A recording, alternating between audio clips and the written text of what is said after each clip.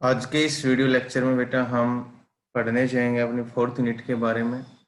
और वो मैंने फोर्थ यूनिट बेटा आपको पढ़ा रखी है।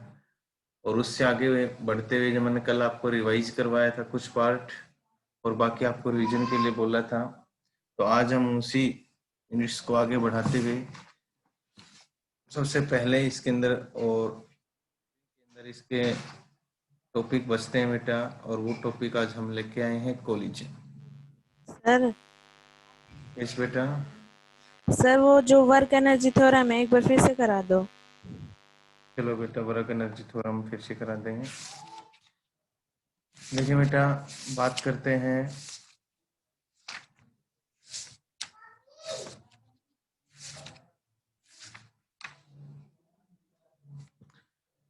एक बार बेटा वर्क एनर्जी थ्योरम है उसको देख लें, फिर इसके बाद हम कोलिजन को शुरू करेंगे। देखो बेटा,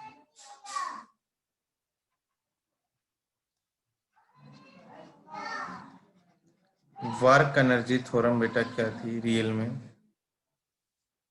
इसके अंदर था बेटा,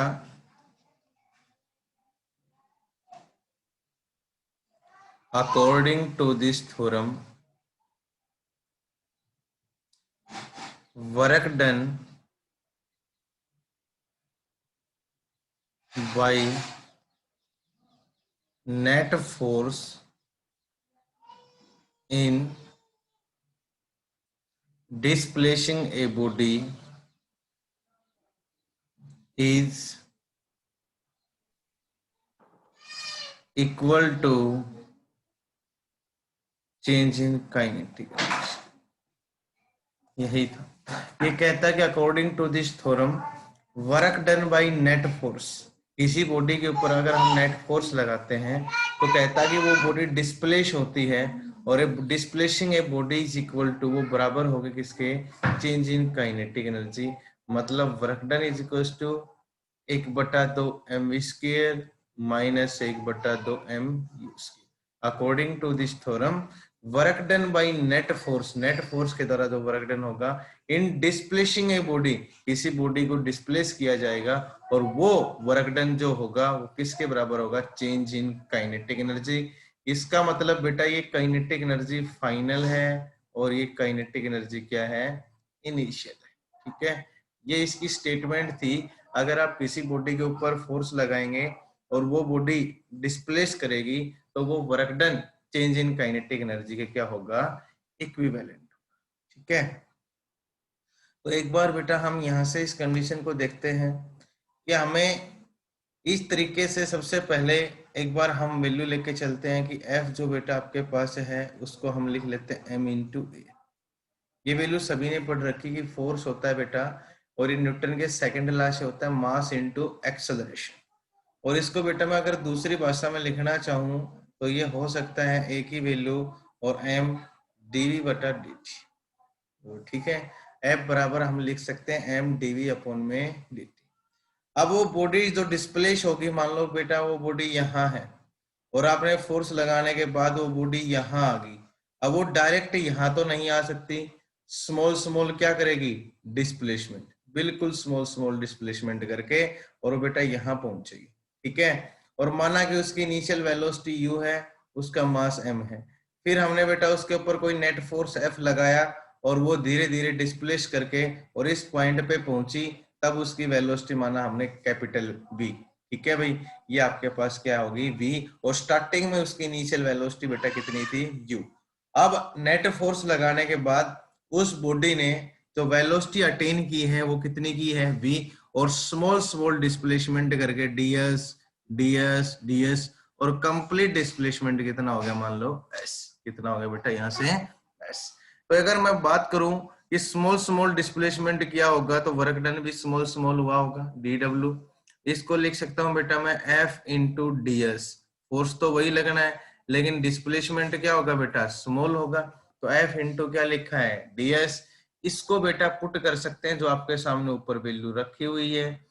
बोलो F को क्या पुट कर सकते हैं, यहाँ से m dv/dt और इंटू बेटा क्या आ जाएगा, ds। ठीक है, अब बेटा इसको लिख सकता हूं m ds/dt और इंटू बेटा आपके पास d। बोलो हो गया कि नहीं हो गया। और इसी फॉर्म को हम लिख सकते हैं dw is equal to ds बटा dt, rate of displacement with respect to time. तो ये होता है बेटा वेलोसिटी mv और इनटू क्या हो गया d। बोलो यहाँ तक किसी बच्चे को डाउट है? सिर्फ बिल्कुल सिंपल सा था कि बेटा हमने F बराबर क्या पुट किया, m इंटू ए को पुट कर लिया dv अपॉन में dt। फिर मैंने देखा कि उस बॉडी का मास m था, उसकी इनिशियल वेलोसिटी u थी।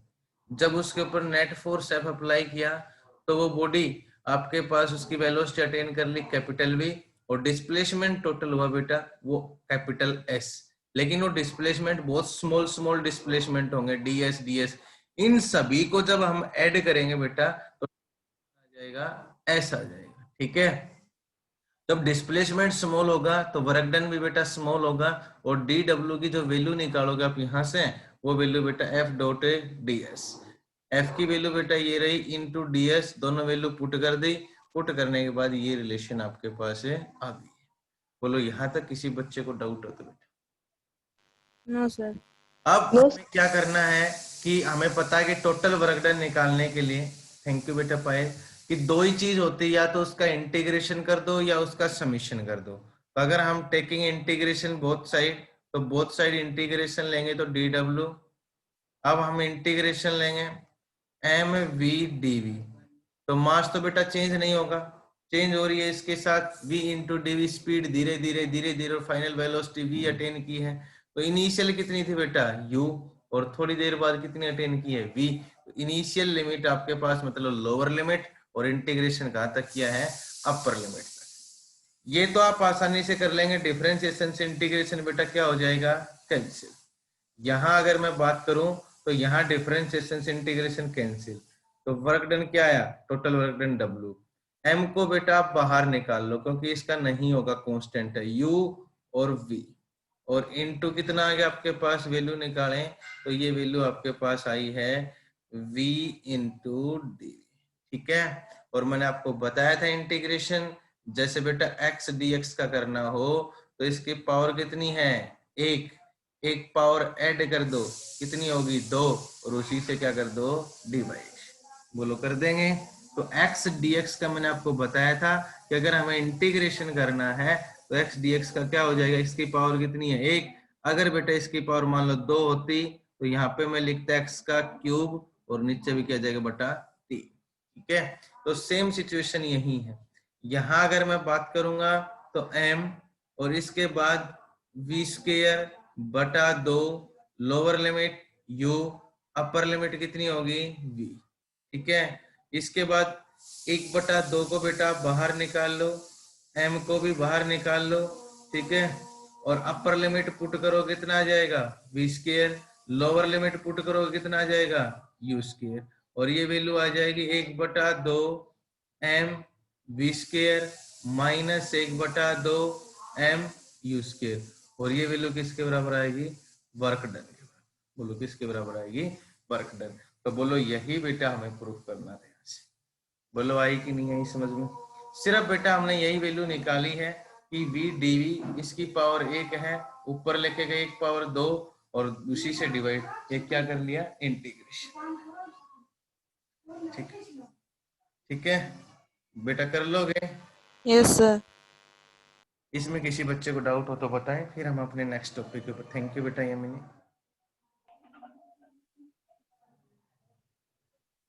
नेक्स्ट देखिए बेटा, ये तो अपने पीछे का जो हमने पढ़ा है बेटा। अब हम पढ़ते हैं मोस्ट इंपोर्टेंट पार्ट, और सभी बच्चे उसको नोट डाउन कर लें, थोड़ा लेंथी पार्ट है बेटा। और आज हम, थैंक यू बेटा नेहा, आज हम पढ़ने जा रहे हैं वो अपने पास है बेटा, कोलिजन क्या होता है, कितने टाइप का होता है, क्या क्या सिचुएशन होती है। देखिए अगर बेटा सबसे पहले बात करते हैं कोलिजन, एक मिनट बेटा।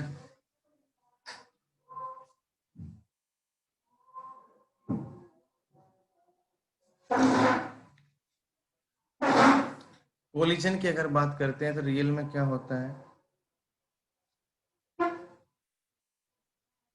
According to this process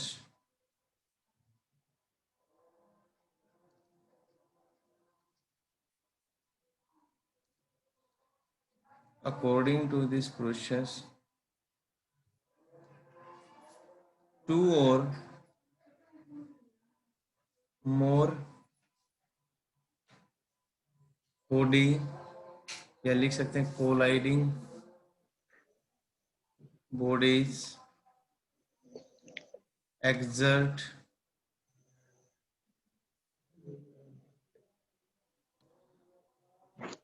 sir एक बार दोबारा बोल दो। according to this process two or more colliding bodies exert relatively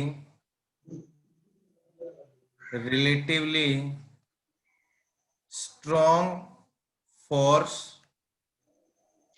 on each other for a short time called collision.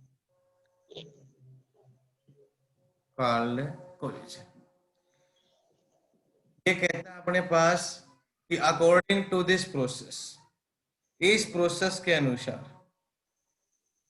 To और मोर बॉडीज, दो या दो से अधिक कोई भी दो बॉडी अगर आपस में कोलाइड कर रही है, टकरा रही है, तो एक दूसरे के ऊपर कहता है कि वो स्ट्रॉन्ग फोर्स एक्सर्ट करेंगी, स्ट्रॉन्ग फोर्स लगाएंगी फॉर ए शॉर्ट टाइम, एक शॉर्ट टाइम के लिए, और उसी प्रोसेस को किस नाम से जाना जाएगा?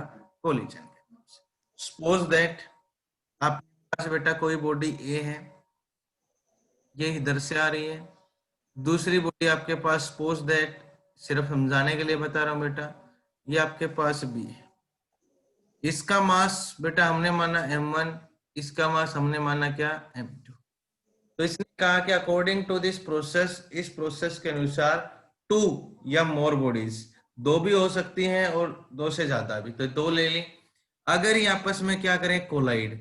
बेटा ये जब इसके साथ कोलाइड करेगी, ये इसके साथ कोलाइड करेगी, तो ए बॉडी फोर्स लगाएगी किसके ऊपर? धक्का लगाएगी किसके ऊपर? बी पे, और बॉडी फोर्स लगाएगी किसके ऊपर? ए पे, और एक दूसरे टकराने के बाद ये एक दूसरे के ऊपर क्या लगाएंगे? फोर्स लगाएंगे एक शॉर्ट टाइम के लिए, ठीक है।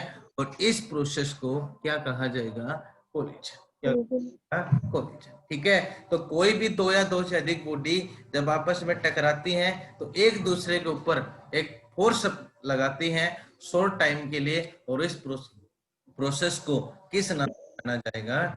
कोलिजन के नाम से जाना जाएगा, ठीक है बेटा। समझ में आएगा? यहाँ तक कर लोगे? Yes sir. Sir thank you बेटा। अब इसके बाद लिखें types of collision.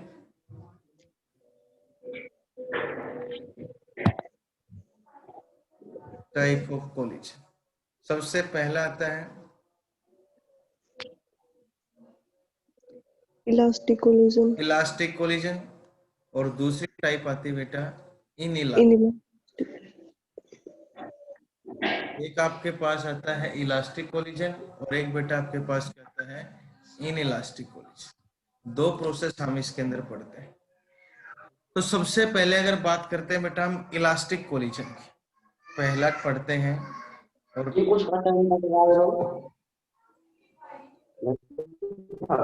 Elastic collision, बेटा माइक ऑफ कर लें, जिसका माइक ऑन है माइक ऑफ कर लें। एक collision,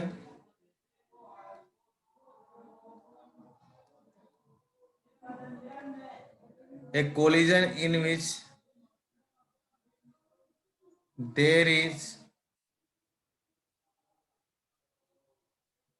no loss of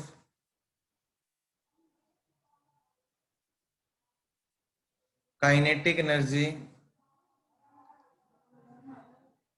is called elastic collision. ये कहता है एक कोलिजन, एक ऐसा collision in which there is no loss of kinetic energy.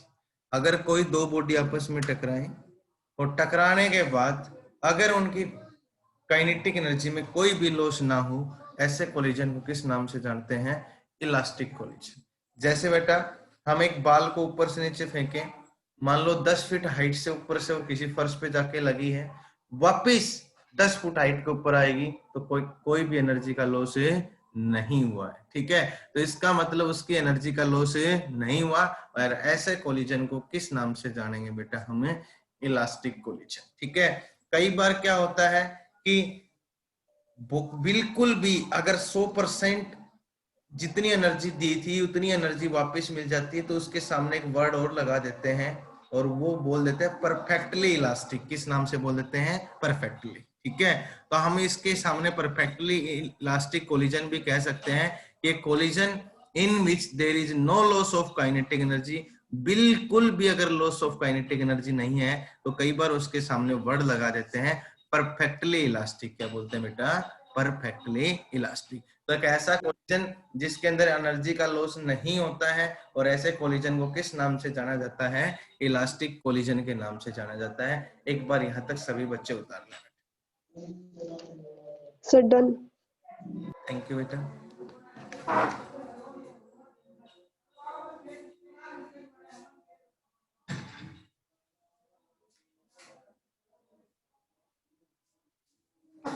देखिए, इसके बाद इसकी कुछ बेसिक्स कैरेक्टरिस्टिक्स हैं, क्या क्या कंडीशन कोलिजन के लिए, वो देखें बेटा। सबसे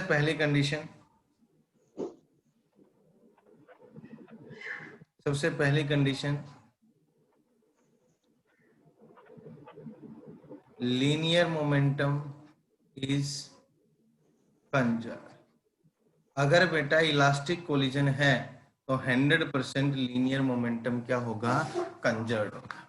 बेटा हमें पढ़ चुका है 3rd यूनिट में कि लीनियर मोमेंटम होता है मास गुना वेलोसिटी। ठीक है, तो मास तो हमेशा क्या होता है? कांस्टेंट होता है, और कोई भी काइनेटिक एनर्जी का लॉस नहीं होगा। तो आप बताओ कि काइनेटिक एनर्जी का फॉर्मूला बेटा क्या होता है? 1/2 mv²। मास कांस्टेंट तो वेलोसिटी, अगर कोई भी लॉस नहीं हुआ तो इसका मतलब वेलोसिटी भी क्या होनी पड़ेगी? कांस्टेंट होनी पड़ेगी। और दोनों चीज अगर कांस्टेंट है तो 100% लीनियर मोमेंटम भी क्या होगा? कंजर्व्ड। कंजर्व्ड मतलब कांस्टेंट। ठीक है, कि जो पहले होगा इनिशियल मोमेंटम वही कोलिजन के बाद होगा। ये होता है law of conservation of momentum. ठीक है, तो यहां अगर मैं बात करूं कि लीनियर मोमेंटम क्या होना चाहिए? कंजर्व्ड। किस केस में? अगर आपका कोलिजन कैसा है बेटा? इलास्टिक है। दूसरी बात कहता है total energy is conserved. Energy of system is conserved. दूसरे में बात करते हैं टोटल एनर्जी, और टोटल एनर्जी बेटा सम होती है kinetic energy plus potential energy. ठीक है, कई बार इसको मैकेनिकल एनर्जी भी बोलते हैं। और टोटल एनर्जी सम होती है kinetic energy plus potential energy.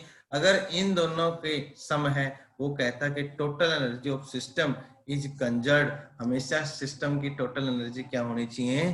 Conserved होनी चाहिए। तीसरे में अगर हम बात करते हैं, तीसरा अपने पास ये तो इम्पोर्टेंट पार्ट है, काइनेटिक एनर्जी इज कंजर्व्ड। ये तो मेन कंसेप्ट है कि हमें पढ़ चुके हैं कि काइनेटिक एनर्जी के अंदर कोई लॉस नहीं होना चाहिए। लॉस नहीं होना चाहिए तो दो चीज पहले थी वही चीज हमें बाद में मिलनी चाहिए, कोलिजन के बाद मिलनी चाहिए। तो इसका मतलब काइनेटिक एनर्जी क्या होनी चाहिए? कंजर्व्ड होनी चाहिए। ठीक है, और चौथी कंडीशन एक इंपॉर्टेंट पार्ट बताता हूं, force involving involve during elastic collision is must be conservative. बहुत इंपॉर्टेंट पार्ट कि force involve during elastic collision is must be conservative. जो बेटा इन चारों कंडीशन को ओबे करेगा, जो इन चारों कंडीशन को बेटा ओबे करेगा, वो कोलिजन कहलाएगा इलास्टिक कोलिजन। ठीक है, तो इलास्टिक कोलिजन क्या था? एक ऐसा कोलिजन जिसमें टोटल बेटा आपके पास काइनेटिक एनर्जी का कोई भी लॉस ना हो। ठीक है, और अगर सर बिल्कुल आपने फोर्स के बाद क्या लिखा है? इसके बाद बेटा force involve during elastic collision, force involve during elastic collision is must be conservative. ठीक है बेटा, तो इसके अंदर कहता है कि कोई भी लॉस ऑफ काइनेटिक एनर्जी नहीं होगा उसको इलास्टिक कोलिजन। मैंने बेसिक एग्जांपल बता दिया बेटा कि जैसे आपने यहाँ से एक बॉल डाली और ये आपके पास फर्श है बेटा, फ्लोर है, ठीक है, यहाँ पे बॉल आई और बॉल आके वापिस इसी हाइट पे चली गई, ठीक है, जितनी ऊपर से आई थी उतना ही नीचे, जितनी ऊपर से आपके पास आई थी वापिस उसी हाइट पे चली गई है, तो कुछ भी एनर्जी का लॉस नहीं हुआ। अगर बेटा एनर्जी का लॉस होता तो ये हाइट कम पे जाती, ठीक है, तो कुछ भी लॉस नहीं हुआ। ऐसे कोलिजन को हम किस नाम से जानेंगे? Elastic collision. और अगर 0% भी, माइनस में भी लॉस नहीं होता है तो उसके आगे वर्ड जोड़ दिया जाता है परफेक्टली, तो इसमें आपको कंफ्यूजन नहीं होना है, ठीक है। तो कभी भी इलास्टिक कोलिजन के लिए चारों कंडीशन ओबे होंगी। लीनियर मोमेंटम कंजर्व होगा बेटा, टोटल एनर्जी हमेशा कंजर्व होगी, काइनेटिक एनर्जी बेटा कंजर्व होगी, और जो फोर्स लगेगा इलास्टिक कोलिजन के अंदर वो फोर्स हमेशा नेचर में कैसा होना चाहिए? कंजर्वेटिव। कैसा होना चाहिए बेटा? कंजर्वेटिव। बेटा कर लोगे इलास्टिक कोलिजन को? यहाँ तक कोई डाउट है तो बताएं। No sir. नेक्स्ट नेक्स्ट बेटा आपके पास आता है, वो देखें इन इलास्टिक कोलिजन। दूसरी टाइप बेटा आपके पास आती है और वो आपके पास आती है in elastic collision.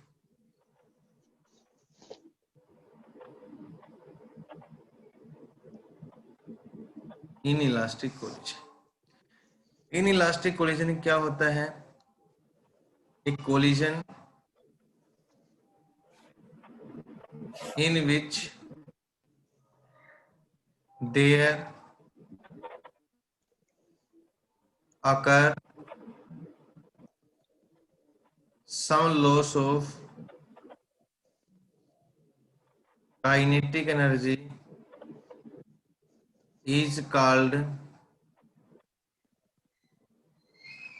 inelastic collision. inelastic collision एक ऐसा कोलिजन जिसके अंदर से कुछ लॉस ऑफ काइनेटिक एनर्जी होती है, कोई भी दो बॉडी टकराए।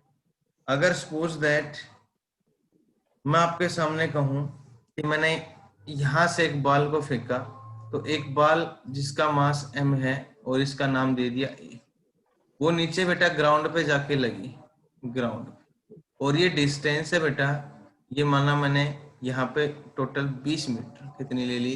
20 metre.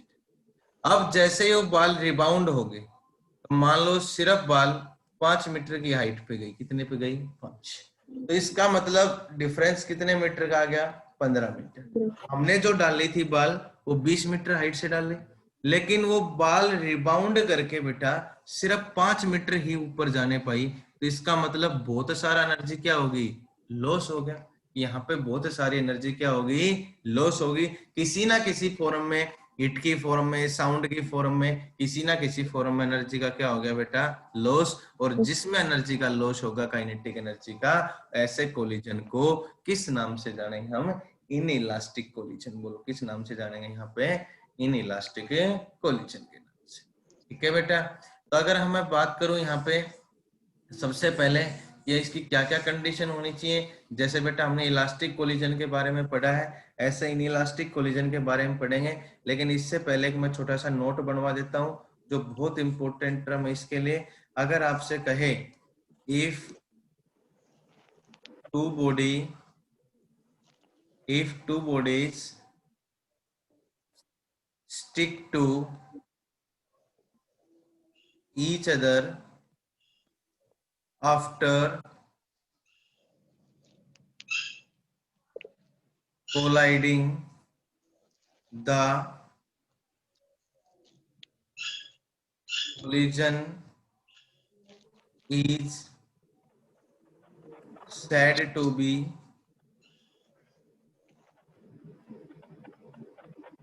perfectly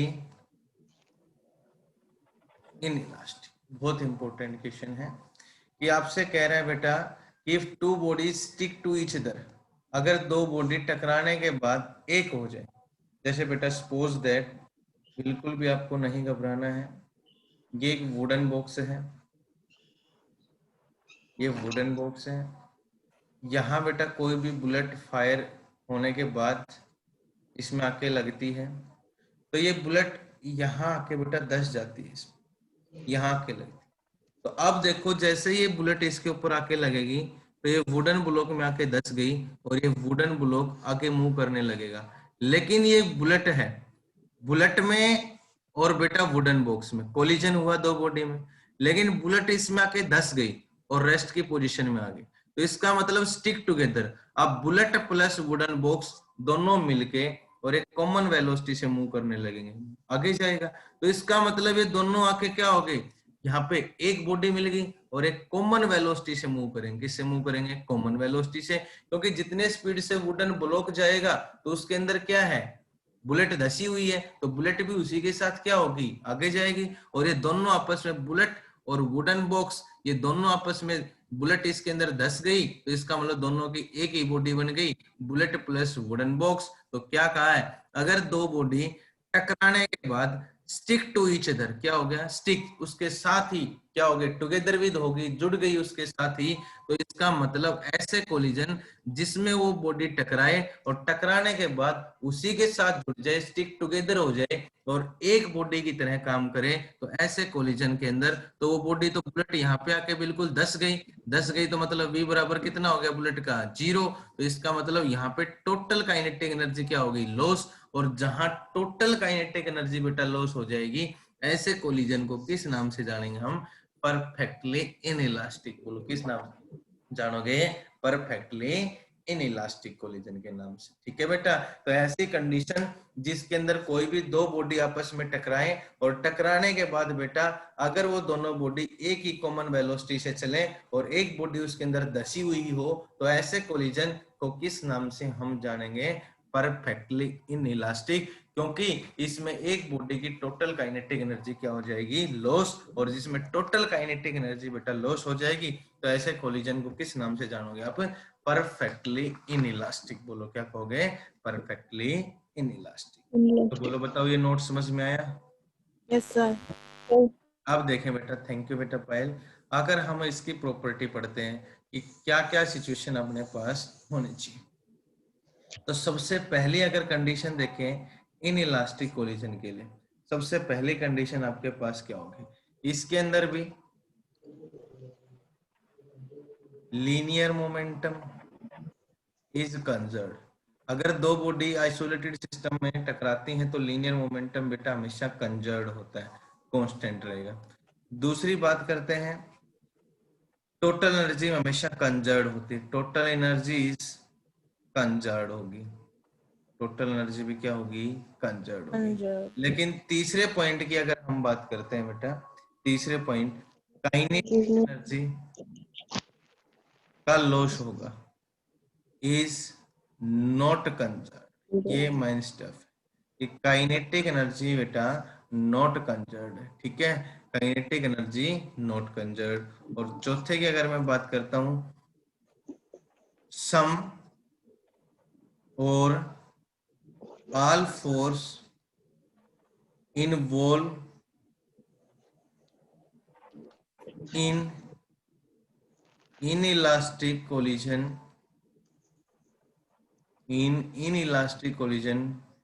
may be non-conservative, इसके अंदर बेटा हो सकता है कि वो नॉन कंजर्वेटिव इन नेचर। ठीक है, वो फोर्स कैसे हो नेचर में, नॉन कंजर्वेटिव। ठीक है, तो जो इन चारों कंडीशन को ओबे करेगा बेटा, linear momentum is conserve, linear momentum conserve होगा, total energy is conserve, total energy conserve होगी, kinetic energy is not conserve, क्योंकि आप बार बार कह रहे हो कि इसके अंदर एनर्जी का क्या हुआ, काइनेटिक एनर्जी का लॉस। तो जो जितनी हमने पहले दी थी उतनी हमें नहीं मिलेगी, नहीं मिलेगी तो चीज कंजर्व नहीं हो सकती। और इसके अंदर जो फोर्स है वो हो सकता है may be non conservative nature, conservative तो होंगे ही लेकिन हो सकता है ये कोलिजन किससे हो सकता हो, नॉन कंजर्वेटिव इन नेचर। ठीक है, तो ये था बेटा आपके पास इन इलास्टिक कोलिजन। बोलो क्या लिखोगे इसको, इन इलास्टिक कोलिजन। यहाँ तक किसी बच्चे को डाउट है तो बताएं बेटा। No sir. No sir. Thank you बेटा। No sir. उतार नो लो सर। इसको। सर अगर काइनेटिक No, एनर्जी sir. ज्यादा हो जाए तो काइनेटिक एनर्जी बेटा ज्यादा हो जाए तो ज्यादा हो जाए तो भी कंजर्व नहीं है बेटा। मान लो आपने 5 जूल दी काइनेटिक एनर्जी, मिली आपको 10 जूल, तो इसका मतलब हमें मिलनी कितनी चाहिए थी? 5। तो भी इसका उपयोग नहीं हो रहा, और ज्यादा बेटा हो नहीं सकती है, ठीक है, क्योंकि एनर्जी है उसकी फॉर्म बदल जाती है, एक फॉर्म से दूसरी फॉर्म में बदल जाती है, या हीट की फॉर्म में, साउंड की फॉर्म में, किसी ना किसी फॉर्म में एनर्जी का लॉस होता है, एनर्जी बढ़ नहीं पाती है यहाँ पे, ठीक है। जितनी एनर्जी आप दोगे उतनी ही एनर्जी मिलनी चाहिए, या अगर लॉस हुआ तो उससे कम एनर्जी आपको मिलेगी, ठीक है, बढ़ नहीं सकती। तो ठीक है सर। थैंक यू बेटा। नेक्स्ट देखें, नेक्स्ट पास आता है वो लिखें बेटा।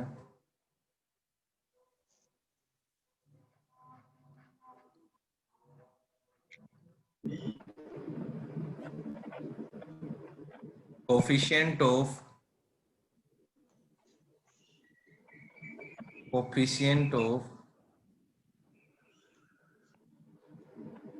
Restitution.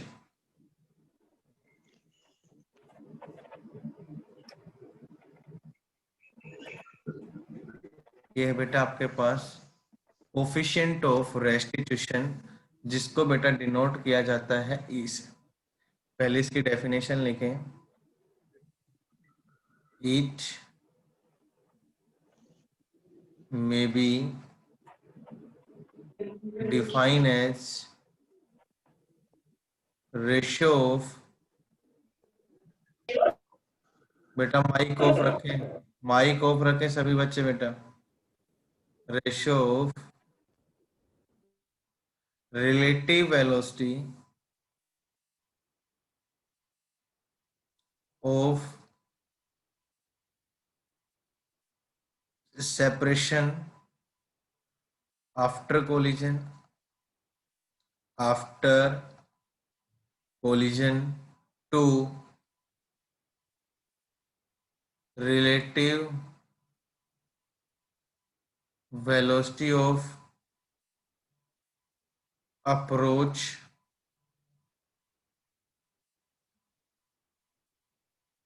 before collision is called coefficient of restitution, is called coefficient of restitution। सबसे पहले हमने यहाँ पे लिखना है बेटा E is equal to relative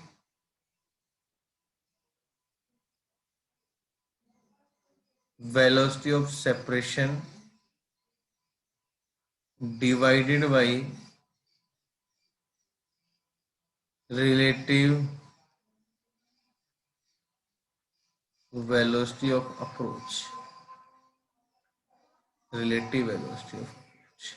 एक बार यहां तक उतारें, फिर मैं समझाता हूं कि रियल में क्या होता है बेटा।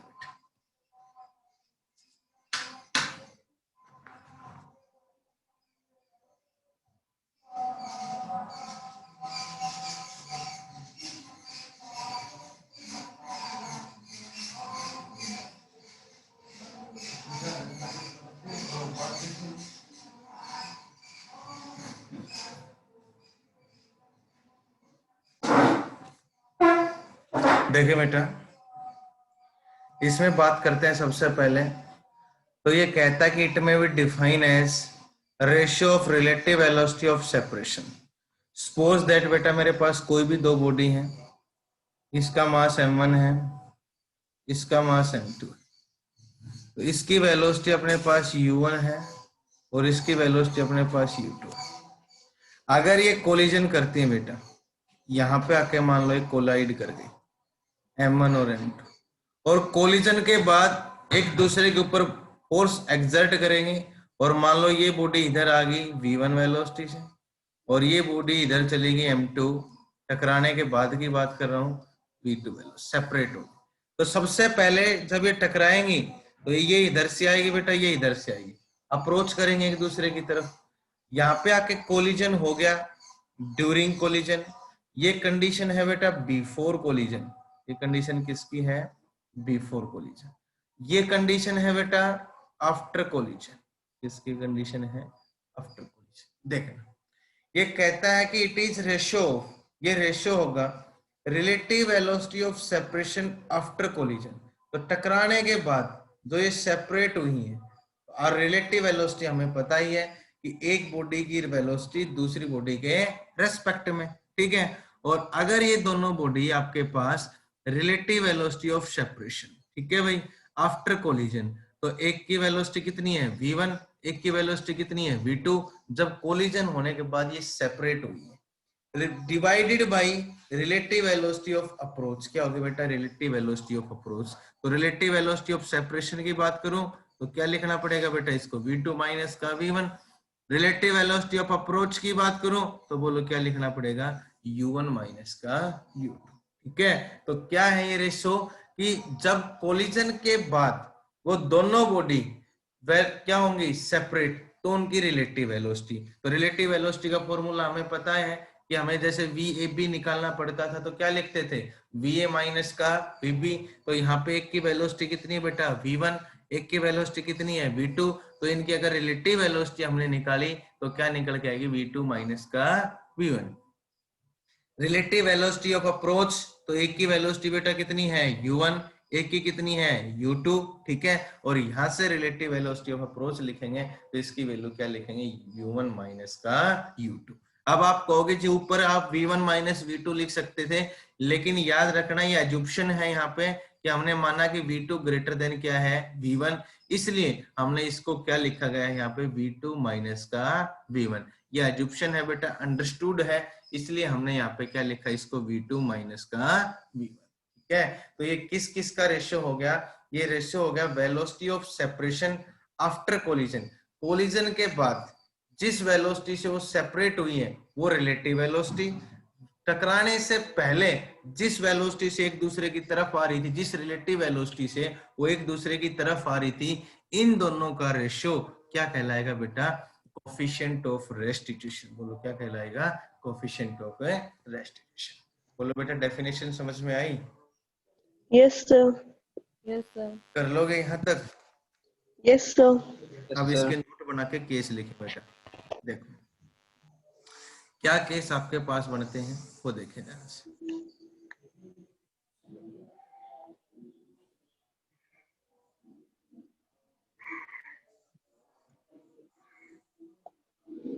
देखो बेटा हम इसके अंदर बात करते हैं और बात अपने पास आता है पहला पॉइंट, अगर आपके पास 4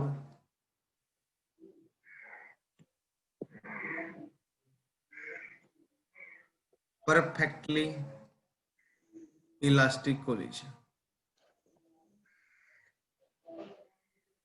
परफेक्टली इलास्टिक कोलिजन, ये केस, तो बेटा आपने ही तो पढ़ा है कि E की वैल्यू क्या होती है, E2 माइनस V1 बटा U1 माइनस का U2। और कोई भी बच्चा एक बार मेरे को बताए कि इलास्टिक कोलिजन की डेफिनेशन क्या थी, बताओ बेटा। There is no loss of kinetic कोई एनर्जी। काइनेटिक एनर्जी का लॉस नहीं होगा, और काइनेटिक एनर्जी का फॉर्मूला बेटा अपने को पता है 1/2 mv²। मास कभी चेंज नहीं हो सकता, 1/2 चेंज नहीं हो सकता, तो वेलोसिटी भी क्या रहेगी, कांस्टेंट। इसका मतलब टकराने के बाद की वेलोसिटी रिलेटिव वेलोसिटी, टकराने से पहले की रिलेटिव वेलोसिटी में कोई भी डिफरेंस नहीं होगा, वेलोसिटी भी क्या रहेगी, कांस्टेंट। तो ऊपर भी वैल्यू सेम और नीचे भी वैल्यू सेम, और कैंसिल होके बेटा कितना आंसर आना चाहिए, 1। बोलो कितना आना चाहिए, 1। क्योंकि परफेक्टली इलास्टिक, एक वर्ड और लगा दिया इसके सामने, क्या है, परफेक्टली इलास्टिक। इसका मतलब जो वेलोसिटी पहले थी कोलिजन से वही रिलेटिव वेलोसिटी कोलिजन के क्या होगी बेटा, बाद में होगी, क्योंकि काइनेटिक एनर्जी का फॉर्मूला क्या होता है, 1/2 mv²। मास भी कांस्टेंट होता है, 1/2 भी कांस्टेंट, और काइनेटिक एनर्जी को भी अगर कांस्टेंट रखना है तो 100% बेटा वेलोसिटी भी क्या रहेगी, कांस्टेंट। तो कोलिजन से पहले की वेलोसिटी रिलेटिव वेलोसिटी, कोलिजन के बाद की रिलेटिव वेलोसिटी दोनों सेम रहेंगी, तभी काइनेटिक एनर्जी क्या रहेगी, कंजर्व्ड। और काइनेटिक एनर्जी कंजर्व्ड है तो कोलिजन कैसा होगा, परफेक्टली इलास्टिक। और बेटा याद रखना, बहुत इंपॉर्टेंट ऑब्जेक्टिव क्वेश्चन है। और परफेक्टली इलास्टिक कोलिजन के लिए ई की वैल्यू कितनी होती है अपने पास, 1 होती है बेटा। कितनी होती है, ई बराबर 1। बोलो पहला स्टेप समझ में आया बेटा, कर लोगे यहां तक। सर दूसरा बेटा, अगर for perfectly in Inelastic. Elastic collision, बताओ बेटा परफेक्टली इन इलास्टिक कोलिजन मैंने आपको लिखवाया था नोट बना के, क्या होता है। Some loss of kinetic energy. Some loss of kinetic energy होगा तो बेटा वो तो हो गया इन इलास्टिक, लेकिन मैंने इसके बाद लिखवाया था परफेक्टली इन इलास्टिक, इसके अंदर नोट बना के। परफेक्टली इन इलास्टिक में ये बताया था कि अगर कोई भी दो बॉडी टकराती है और टकराने के बाद अगर वो दो बॉडी क्या हो जाए, स्टिक टुगेदर, क्या हो जाए, टुगेदर, या एक ऐसा कोलिजन जिसके अंदर 100% काइनेटिक एनर्जी का लॉस हो जाए, क्या हो जाए, 100% काइनेटिक एनर्जी का क्या हो जाए, लॉस। वो दोनों लॉस। इकट्ठी हो जाएं और रुक जाएं, ठीक है। अब वो क्या हो, सपोज दैट आप किसी भी पेड़ के अंदर बुलेट फायर हो तो पेड़ तो वहीं रहेगा, लेकिन बुलेट उसके अंदर आके क्या हो जाएगी, धस जाएगी। अब दो बॉडी कोलाइड तो करी है, पेड़ भी वही है और आपके पास वो बुलेट भी वही है, दोनों स्टिक टुगेदर होकर वहीं रुक गई, तो इसका मतलब वहीं रुक गई तो टोटल काइनेटिक एनर्जी क्या होगी, 0। और 100% एनर्जी का लॉस हुआ, कितने परसेंट हुआ है, 100%। 100%। 100% एनर्जी का लॉस होता है तो वो कोलिजन क्या होता है आपके पास, परफेक्टली इनइलास्टिक, ठीक है। इसका मतलब वो दोनों बॉडी रेस्ट में आ गई तो रिलेटिव वेलोसिटी ऑफ सेपरेशन जो होगी वो क्या हो जाएगी बेटा, 0। तो ऊपर अगर मैं 0 लिखूं और नीचे u1 माइनस u2 तो भी वैल्यू कितनी आएगी बेटा, 0। तो परफेक्टली इनइलास्टिक कोलिजन के लिए कोफिशिएंट ऑफ रेस्टिट्यूशन की वैल्यू क्या होगी आपके पास, E इज इक्वल टू 0। 0. क्या बेटा, जिस कोलिजन में 100% एनर्जी का लॉस होता है, और ऐसे कोलिजन को किस नाम से कहते हैं हमें, परफेक्टली इनइलास्टिक। तो इसका मतलब V2 माइनस V1 की वैल्यू क्या हो जाएगी, 0। आपके पास आता है, ये तो परफेक्टली की बात की है, कभी इलास्टिक और इन इलास्टिक भी हो सकते हैं। जैसे इलास्टिक में जरा सा लॉस हो भी उसको इलास्टिक कहेंगे, और थोड़ा सा ज्यादा हो जाए तो हम उसको इन इलास्टिक कह देंगे, 100% हो जाए तो हम उसको परफेक्टली इन इलास्टिक कहेंगे, बिल्कुल भी ना हो, 0% भी ना हो तो हम उसको परफेक्टली इलास्टिक, परफेक्टली इलास्टिक। तो इसका फॉर ऑल अदर कोलिजन, तो जिसमें बिल्कुल नेग्लिजिलेंस के बराबर एनर्जी का लॉस होता है या नहीं होता है, फॉर ऑल अदर कोलिजन, जितने भी कोलिजन बच गए आपके पास इलास्टिक और inelastic, E lies between 0 and 1, ई की वैल्यू 0 और 1 के बीच लाई करती है इस फॉर्म में, ठीक है। जैसे मैं कहूं भाई एक बॉल को ऊपर से नीचे डाला, 10 मीटर की हाइट है और वो 9.9 मीटर ऊपर चली गई, तो बहुत कम एनर्जी का लॉस हुआ है कि नहीं हुआ, नेग्लेक्जिबल के बराबर, ठीक है। या मैं कहूँ 9.99 के बराबर ऊपर चली गई तो 0.01 का डिफरेंस हुआ, तो इसका मतलब इस कोलिजन को भी आप इलास्टिक में ही काउंट करोगे, किस में काउंट करोगे, इलास्टिक। तो अब इसके आगे आप परफेक्टली इलास्टिक नहीं लगा सकते, क्या नहीं लगा सकते, परफेक्टली। तो कोलिजन कैसा हो गया, ये इलास्टिक। Elastic. कहता कि ये बॉडी 5 मीटर ऊपर गई है तो ये कहलाता इन इलास्टिक, क्या कहलाता, इन इलास्टिक।